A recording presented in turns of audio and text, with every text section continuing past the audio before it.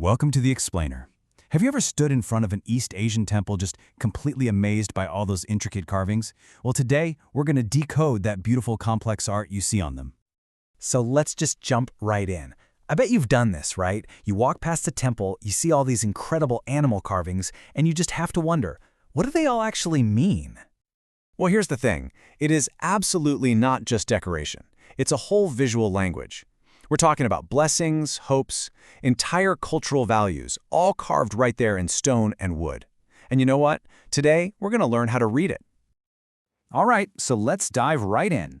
And it all starts with the most basic human need there is: safety. That brings us to our first section, guardians against misfortune, these incredible symbols of protection and power. Okay, so the very first creatures you'll probably meet, it's these guys. These stone lions, standing guard right at the temple entrance. Think of them as the bouncers, They are the frontline guardians, symbolizing courage, power, and protection. Basically, they're there to stop any bad vibes before they even get close to the door. Now, let's talk about the dragon. I mean, this is the most revered creature of all. And if you look closely, you'll see something really cool. It's not just one animal, it's a mix of a bunch of powerful ones. You've got the horns of a deer, the mane of a lion, eagle claws, fish scales, and the body of a serpent. It's literally like a greatest hits album of the animal kingdom, right? It's got all the best parts. But its most important job? Well, that comes from its power over water. See, in Chinese culture, the dragon is the master of rainwater. So, think about it. For these ancient temples, built mostly out of wood, what's the #1 biggest threat? It's fire, right? And that is exactly why you see dragons all over the temple roofs. They are the ultimate firefighters, the ultimate guardians against flames. And the protection?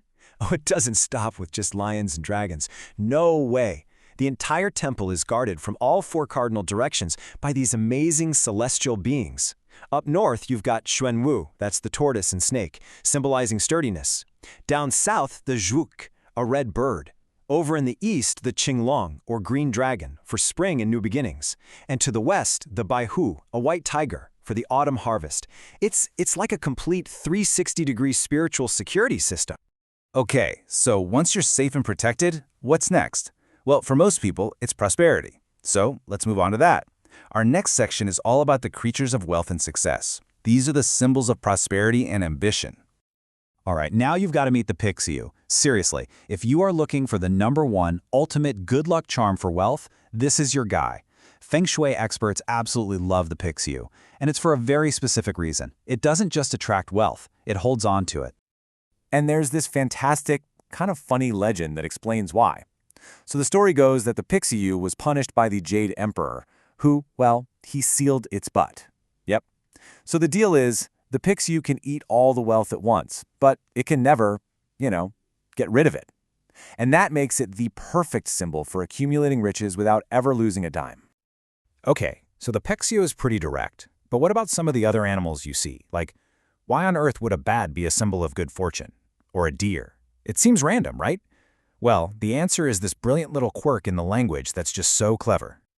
Okay, get ready for this, because this is like the secret decoder ring for so much of this art. It's all about homophones, words that sound the same. So in Chinese, the word for bat is fu, which sounds exactly like the word for good fortune.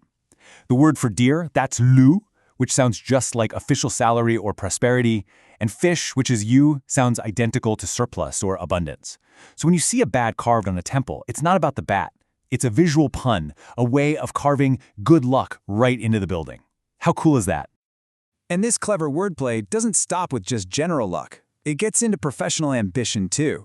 For instance, the crab's shell is called jia, which sounds like the word for first rank. So a crab becomes a symbol for acing those incredibly tough imperial exams, like getting into Harvard or Oxford. Same thing with the mythical owlfish.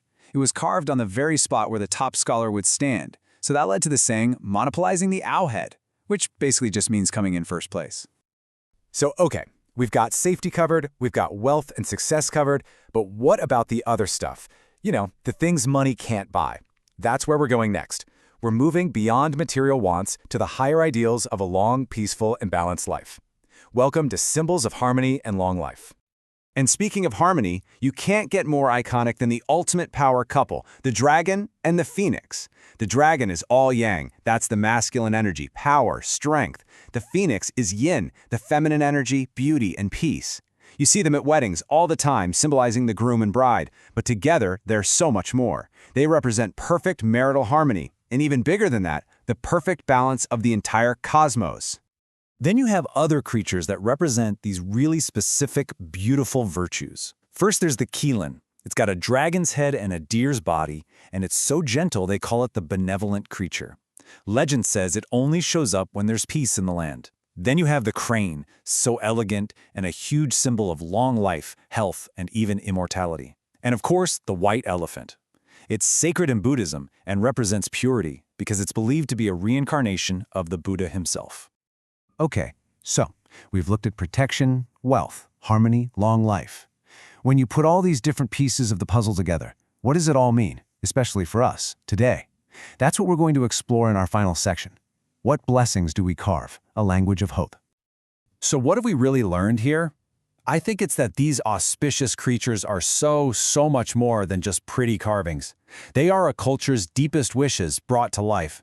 They are the hope for safety, the desire for a good life, the dream of harmony, all made visible, carved right into the walls for everyone to see and to feel.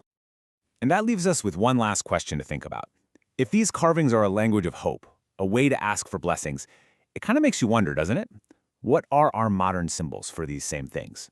What images do we put on our walls or on our screens to wish for protection, for success, for happiness, in our own lives today? Something to think about.